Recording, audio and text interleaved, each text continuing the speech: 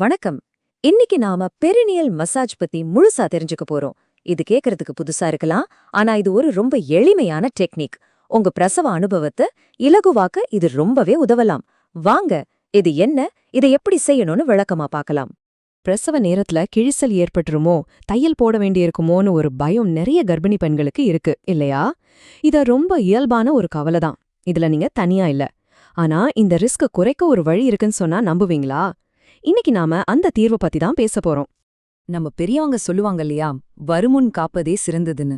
அது நம்ம பிரசவத்துக்கும் அப்படியே பொருந்தும். நாம முன்கூட்டியே செய்யற சில சின்ன சின்ன தயாரிப்புகள் உங்க பிரசவ அனுபவத்தையும் அதுக்கப்புறம் நீங்க குணமடைகிற காலத்தையும் ரொம்ப ரொம்ப சுலபமாக்கும்.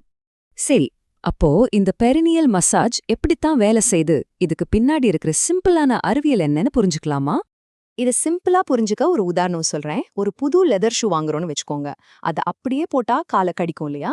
அதே கொஞ்சம் நீட்டி விட்டு பக்குவப்படுத்திட்டு போட்டா ரொம்ப வசதியா இருக்கும். அதே மாதிரி தான் நம்ம பெரினியல் திசுகளும். தொடர்ந்து மசாஜ் செய்யும்போது அந்த திசுக்கள் பிரசவத்தின் அழுத்தத்துக்கு தயாராகும், கிழியறதுக்கான வாய்ப்பும் நல்லாவே குறையும். அப்போ பெரினியம்னா என்ன? அது நம்ம யோனி திறப்புக்கும் ஆசனவாய்க்கும் நடுவுல இருக்கிற தோல் மற்றும் தசைப்பகுதி. நம்ம இடுப்பு பகுதிக்கு ஒரு நல்ல சப்போர்ட் கொடுக்கிற முக்கியமான தசை இது. குழந்தை பிறக்கும்போது இந்த தசைதான் குழந்தையின் தலை வெளியே வர்றதுக்கு நல்லா நீண்டு கொடுக்கணும். இதோட முக்கியமான நோக்கம் என்னன்னு பாத்தீங்கன்னா, அந்த பகுதியில ரத்த ஓட்டத்தை அதிகப்படுத்தி திசுக்களை நல்ல நெகிழ்ச்சியா மாத்துறது தான்.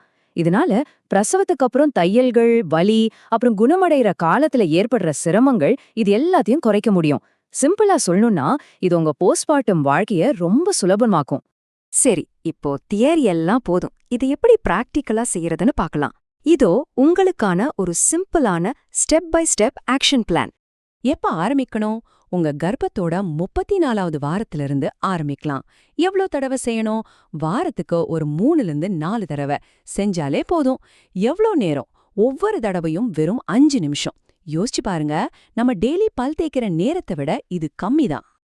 இதுக்கு எண்ணெய் பயன்படுத்துறது ரொம்ப முக்கியம். ஆனா என்ன? தேங்காய் எண்ணெய், பாதாம் எண்ணெய், ஆலிவ் எண்ணெய் மாதிரி இயற்கையான வாசனை இல்லாத எண்ணெய்கள் தான் பெஸ்ட். ஆனா வாசனை இருக்கிற லோஷன்கள், பேபி ஆயில், முக்கியமா கடுகு எண்ணெய் மாதிரி எரிச்சல் ஊட்டும் எண்ணெய்களை கண்டிப்பா தவிர்த்துடுங்க. இந்த டெக்னிக்க கிளாக் ஃபேஸ் மசாஜ்னு சொல்லுவாங்க. உங்க யோனி பகுதிய ஒரு கடிகாரமா கற்பனை செஞ்சுக்கோங்க. முதல்ல உங்க பெருவிரல்களை உள்ள வச்சு கீழ் நோக்கி, அதாவது 6 மணி திசைய நோக்கி மெதுவா அழுத்தணும். அப்புறம் பக்கவாட்ல யூ வடிவத்துல 3 மணிலேருந்து 9 மணி திசைக்கு மெதுவா மசாஜ் செய்யணும். ஆரம்பத்துல ஒரு சின்ன இழிவிசையோ லேசான எரிச்சலோ இருக்கிறது ரொம்ப சாதாரணம்தான். அதுதான் தசை நீளுதுன்றதுக்கான அறிகுறி. சரி, இப்ப ரொம்ப ரொம்ப முக்கியமான ஒரு விஷயத்துக்கு வரும். பாதுகாப்பு. இந்த மசாஜை யார் செய்யக்கூடாது, எப்போ நிறுத்தணும்னு தெரிஞ்சுக்கிறது ரொம்ப அவசியம். இப்போ நான் சொல்ல போற கண்டிஷன்ஸ் உங்களுக்கு இருந்தா கண்டிப்பா இந்த மசாஜ் பண்ணவே கூடாது. அதாவது நஞ்சு கொடி கீழே இருந்தா, பனிக்கூடம் உடைஞ்சிருந்தா, இல்ல கர்ப்பப்பை வாயில தையல் போட்டிருந்தா, அல்லது பிறப்புறுப்புல ஏதாவது தொற்று இருந்தா இத முழுமையா தவிர்த்திடணும். உங்களுக்கு ஏதாவது சந்தேகம் இருந்தா தயவு செஞ்சு உங்க டாக்டர் கிட்ட கேட்டுட்டு அப்புறமா முடிவெடுங்க. சரி, அப்போ எந்த மாதிரி அறிகுறிகள் தெரிஞ்சா நீங்க உடனே மசாஜ நிறுத்திட்டு உங்க டாக்டரை கூப்பிடணும்? இந்த அறிகுறிகளை கவனிங்க. ஒரு சின்ன ஸ்பாட்டை விட அதிகமா ரத்தப்போக்கு இருந்தா, பனிக்கூட நீர் கசியிற மாதிரி இருந்தா, இல்லனா மசாஜ் செஞ்சதுக்கு அப்புறமும் பல மணி நேரம் தாங்க முடியாத வலி இருந்தா உடனே மசாஜ நிறுத்திட்டு உங்க டாக்டர் கிட்ட பேசுங்க. இப்போ இந்த விஷயத்த சுத்தி நிறைய கட்டுக்கதைகள் இருக்கு. அதையும் அதுக்கான மருத்துவ உண்மைகளையும் இப்ப பார்க்கலாம். ரொம்ப பொதுவா ஒரு தப்பான நம்பிக்கை இருக்கு. நெய் இல்லனா விளக்கெண்ணெய் குடிச்சா பிறப்பு பாதை வளவளப்பாகும்னு. இது உண்மையா? நிச்சயமா இல்ல. நெய் நம்ம வயித்துக்குள்ள போய் ஜீரணமாகிடும், அது பிறப்பு பாதைக்கு போகாது. விளக்கெண்ணெய் இன்னும் மோசம். அது தாய்க்கு கடுமையான வயிற்றுப்போக்க உண்டாக்கி குழந்தைக்கும் ஆபத்தை ஏற்படுத்த வாய்ப்பு இருக்கு. அதனால மசாஜ் மட்டும்தான் பாதுகாப்பான வழி, எதையும் குடிக்க வேண்டாம். இன்னொரு கேள்வி வரும், கர்ப்பமா இருக்கும்போது அந்த பகுதியை தொடுறது சேஃபா, குழந்தைக்கு ஏதாவது ஆகுமான்னு. சுத்தமான கைகளோட டாக்டர் ஓகே சொன்னா இது 100க்கு 100% பாதுகாப்பானது. குழந்தை ரொம்ப தூரத்துல, கர்ப்பப்பைக்குள்ள ரொம்ப பத்திரமா இருக்கு. அதனால இத பத்தி எந்த பயமும் உங்களுக்கு வேண்டாம். ஓகே, இவ்ளோ நேரம் பேசினதோட முக்கியமான சாராம்சம் என்ன? இத வெறும் ஒரு டெக்னிக்கா பார்க்காதீங்க.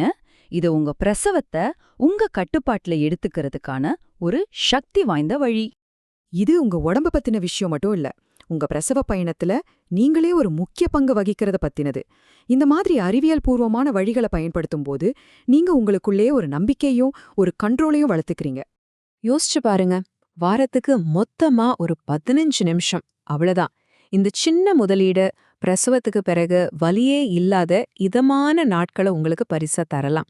இது ஒரு சின்ன முயற்சிக்கு கிடைக்கிற மிகப்பெரிய பலன் இல்லையா? இந்த விளக்கத்தோட முடிவுல நான் உங்களை ஒண்ணு கேக்குறேன். உங்க பிரசவ பயணத்தை இன்னும் ஆரோக்கியமா, நம்பிக்கையா மாத்துறதுக்கு இந்த வாரம் நீங்க என்ன ஒரு சின்ன விஷயத்த செய்ய போறீங்க? யோசிச்சு ஒரு முடிவெடுங்க.